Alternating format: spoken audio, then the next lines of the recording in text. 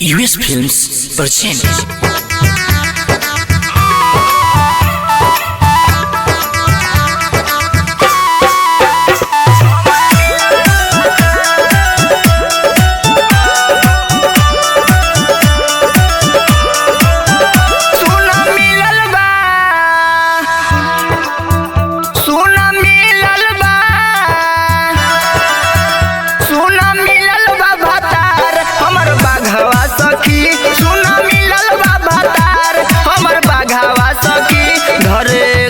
में अचानक बारा बाटे भयानक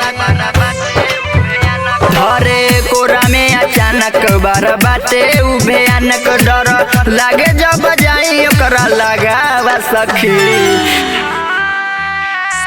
सोना मिलल बा भतार हमर बाघावा सखी सोना मिलल बा भतार हमर बाघावा सखी हमर मिलल बा भतार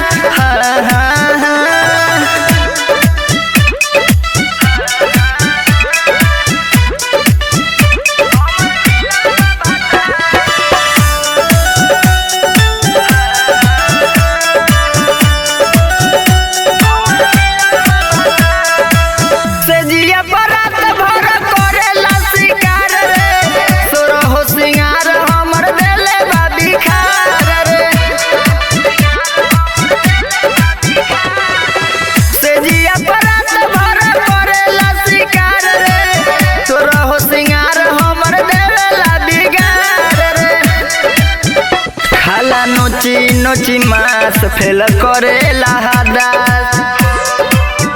खाला नोची नोची मास फेल करेला हदास सरिया के सर कवले धागावा सखी सोना मिलल बा भतार हमर बाघावा सखी सोना मिलल बा भतार हमर बाघावा सखी हमर मिलल बा भतार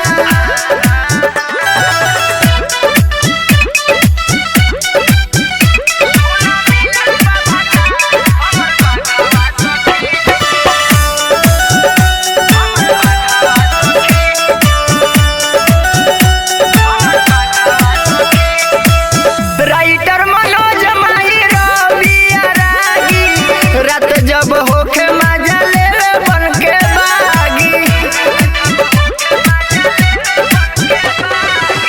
राइटर मनोज माहिर बिया रागी रात जब होके मजा ले बन के बागी बड़ी बाटे खतरनाक मोर उजरले बापा बड़ी बाटे खतरनाक मोर उजरले बापा सिकंदर धके दबवले बापा जावा सखी